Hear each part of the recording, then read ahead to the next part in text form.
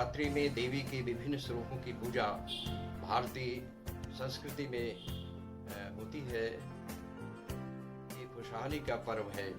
हिंदू समाज में सभी शुभ कार्य नवरात्रि में ही प्रारंभ हो जाते हैं।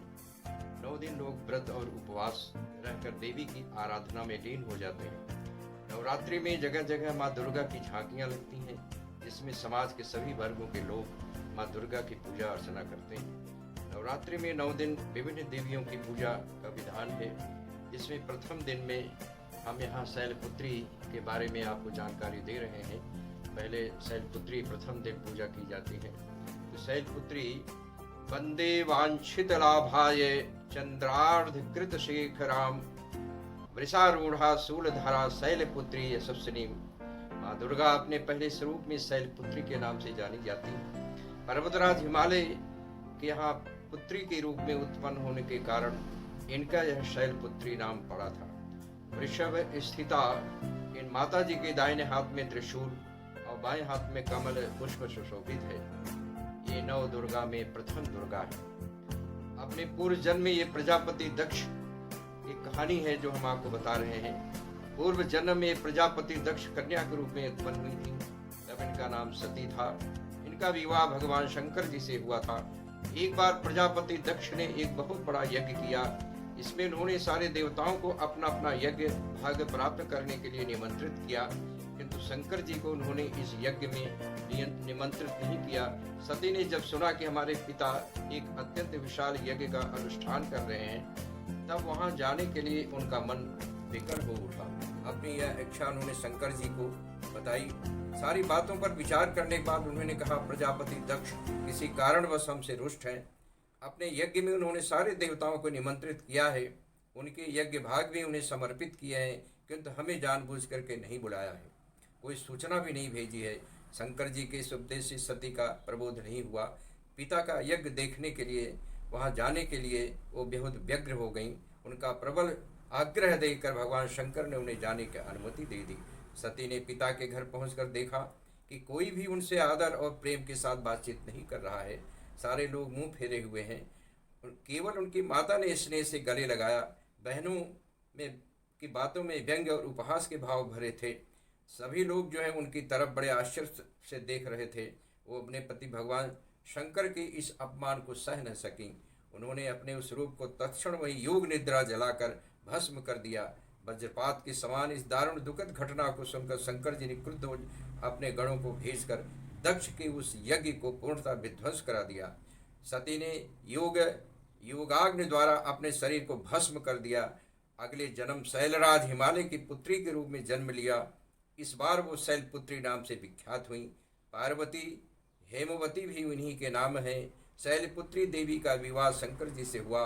पूर्व जन्म की भांति इस जन्म में शिव जी की अर्धांगिनी बनी। इन्हीं 9 दुर्गाओं में प्रथम शैलपुत्री दुर्गा का महत्व और शक्तियाँ अनंत हैं। नवरात्रि पूजा में प्रथम दिन इन्हीं की उपासना की जाती है। चारणी अर्थात तप की चारणी, तप का आचरण करने वाली। कहा भी है, वेदस्तवम तपो ब्रह्म वेद तत्व, और तप ब्रह्म शब्द के अर्थ है। ब्रह्मचारिणी देवी का स्वरूप पूर्ण ज्योतिर्मय एवं अत्यंत भव्य है। इनके दाहिने हाथों में जप की माला एवं बाएं हाथ में कमंडलू रहता है।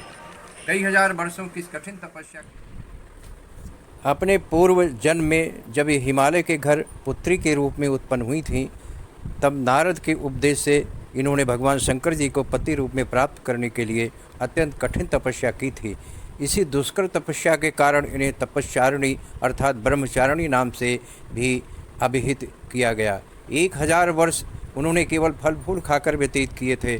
100 वर्षों तक केवल साग पर निर्वाह किया था।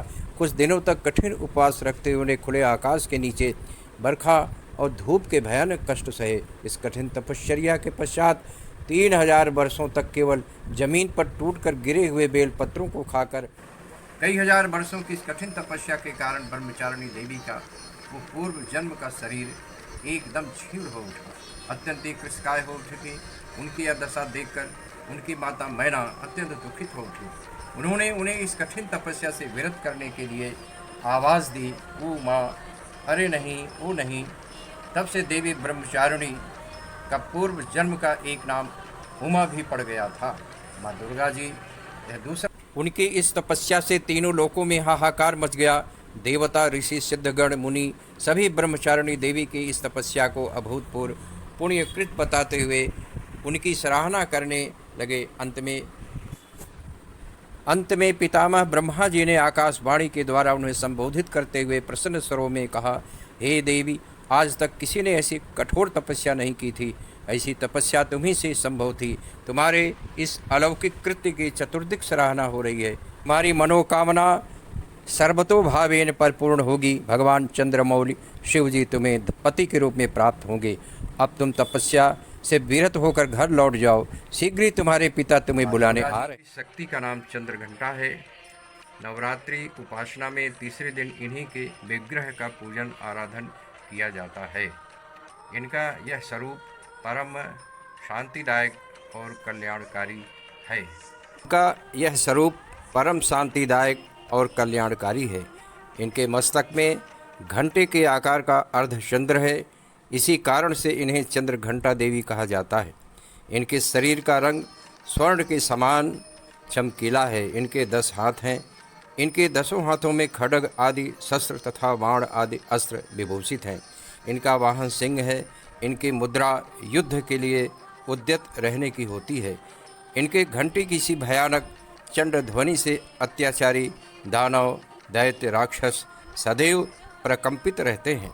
नवरात्र की दुर्गा उपासना में तीसरे दिन की पूजा अत्यधिक महत्व है। इस दिन साधक का मन मणिपुर चक्र में प्रविष्ट होता है। माँ चंद्रघंटा की कृपा से उसे अलौकिक वस्तुओं के दर्शन होते हैं, दिव्य सुगंधियों का अनुभव होता है तथा विविध प्रकार की दिव्य ध्वनियाँ सुनाई देती हैं। ये क्षण साधक के लिए अत्यंत सावधान रहने के होते हैं। माँ चंद्रघंटा की कृपा से साधक के समस्त पाप और बाधाएं विनष्ट हो जाती हैं। इनकी आराधना सद्य फलदायी है। इनकी मुद्रा सदैव युद्ध के लिए अभिमुख रहने की होती है। अतः भक्तों के कष्ट का निवारण ये अत्यंत शीघ्र कर देती हैं। इनका वाहन सिंह है। अतः इनका उपासक सिंह की तरह पराक्रमी और निर्भय हो जाता है। इनके घंटे की ध्वनि सदा अपने भक्तों की प्रेत बाधा से रक्षा करती रहती हैं। इनका ध्यान करते ही शरणागत की रक्षा के लिए इस घंटे की ध्वनि निनादित हो उठती है। दुष्टों का दमन और विनाश करने में सदैव तत्पर रहने के बाद भी इनका स्वरूप दर्शक और आराधक के लिए अत्यंत सौम्यता एवं शांति से परिपूर्ण रहता है।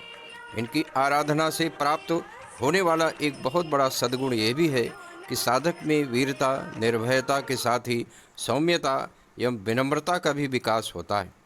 उसके मुख, नेत्र तथा संपूर्ण काया में कांति गुण की। तब इन्हीं देवी ने अपने ईशत हास्य से ब्रह्मांड की रचना की थी। अतः यही सृष्टि की याद स्वरूपा आदिशक्ति है। इनके पूर्व ब्रह्मांड का अस्तित्व था ही नहीं। इनका निवास सूर्य मंडल के भीतर के लोक में है। सूर्य लोक में निवास कर सकने की क्षमता और शक्ति केवल इन्हीं में है। इनके शरीर की कांति और प्रभा भी सूर्य के समान ही देदीप्यमान और भास्वर है। इनके तेज की तुलना इन्हीं से की जा सकती है। अन्य कोई भी देवी देवता इनके तेज और प्रभाव की समता नहीं कर सकते। इन्हीं के तेज और प्रकाश से 10 दिशाएं प्रकाशित हो रही हैं। ब्रह्मांड की सभी वस्तुओं और प्राणियों में अवस्थित तेज इन्हीं की छाया है। इनकी 8 भुजाएं हैं, अतः ये अष्टभुजा देवी के नाम से भी विख्यात हैं। इनके 7 हाथों में क्रमशः कमंडल, धनुष, बाण, कमल पुष्प, अमृत पूर्ण कलश, चक्र तथा गदा है। 8वें हाथ में सभी सिद्धियों और निधियों को देने वाली जपमाला है। इनका वाहन सिंह है। संस्कृत भाषा में कुष्मांड कुम्हड़े को कहते हैं। बलियों में कुम्हड़े की बलि इन्हें सर्वाधिक प्रिय है। इस कारण से भी ये कुष्मांडा कही जाती हैं।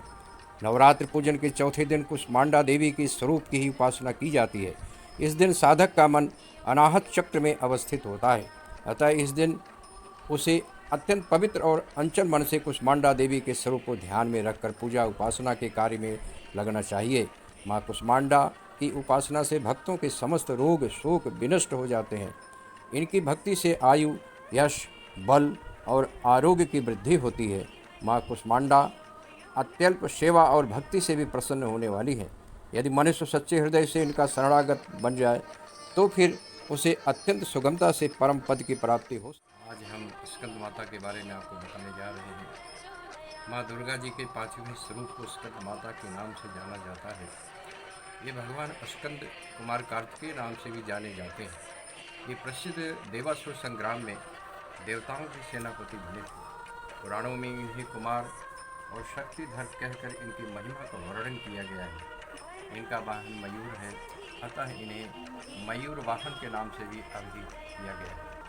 इन्हीं भगवान स्कंद की माता होने के कारण माँ दुर्गा जी के इस 5वें स्वरूप को स्कंद माता के नाम से जाना जाता है। इनकी उपासना नवरात्रि पूजा के 5वें दिन की जाती है। इस दिन साधक का मन विशुद्ध चक्र में अवस्थित होता है। इनके विग्रह में भगवान स्कंद जी बाल रूप में इनकी गोद में बैठे होते हैं। स्कंद मात्र स्वरूपणी देवी को 4 भुजाएं हैं। ये दाहिनी तरफ की ऊपर वाली भुजा से भगवान स्कंद को गोद में पकड़े हुए और दाहिनी तरफ की नीचे वाली भुजा जो ऊपर की ओर उठी हुई है उसमें कमल पुष्प है। बाईं तरफ की ऊपर वाली भुजा वर मुद्रा में तथा नीचे वाली भुजा जो ऊपर की ओर उठी है उसमें भी कमल पुष्प ली हुई है। इनका वर्णन पूर्णतः शुभ्र है। ये कमल के आसन पर विराजमान रहती हैं। इसी कारण से इन्हें पद्मासना देवी भी कहा जाता है। सिंह भी इनका वाहन है। नवरात्र पूजन के 5वें दिन का शास्त्रों में उसका महत्व बताया गया है। इस चक्र में अवस्थित मन वाले साधक की समस्त बाह्य क्रियाओं एवं चित्त वृत्तियों का लोप हो जाता है। वो विशुद्ध चैतन्य स्वरूप की ओर अग्रसर हो रहा होता है। उसका मन समस्त लौकिक सांसारिक मायिक बंधनों से विमुक्त होकर पद्मासना माँ स्कंद माता के स्वरूप में पूर्णतः स्वरूप का नाम कात्यायनी है। इनका कात्यायनी नाम पढ़ने की कथा इस प्रकार है। कत नामक एक प्रसिद्ध महर्षि थे। उनके पुत्र ऋषि कात्य हुए। इन्हीं कात्य के गोत्र में विश्व प्रसिद्ध महर्षि कात्यायन उत्पन्न हुए। इन्होंने भगवती पराम्बा की उपासना करते हुए बहुत वर्षों तक बड़ी कठिन तपस्या की थी। उनकी इच्छा थी कि माँ भगवती उनके घर पुत्री के रूप में जन्म लें। माँ भगवती ने उनकी यह प्रार्थना स्वीकार कर ली थी। कुछ काल पश्चात जब दानव महिषासुर का अत्याचार पृथ्वी पर बहुत बढ़ गया, तब भगवान ब्रह्मा, विष्णु, महेश तीनों ने अपने अपने तेज का अंश देकर महिषासुर के विनाश के लिए एक देवी को उत्पन्न किया। महर्षि कात्यायन ने सर्वप्रथम इनकी पूजा की। इसी कारण से ये कात्यायनी कहलाई। ऐसी भी कथा मिलती है कि महर्षि कात्यायन के वहाँ पुत्री के रूप से उत्पन्न भी हुई थीं। आश्विन कृष्ण चतुर्दशी को जन्म लेकर शुक्ल सप्तमी, अष्टमी तथा नवमी तक 3 दिन इन्होंने कात्यायन ऋषि की पूजा ग्रहण कर दशमी को महिषासुर का वध किया था। माँ कात्यायनी अमोघ फलदायिनी है।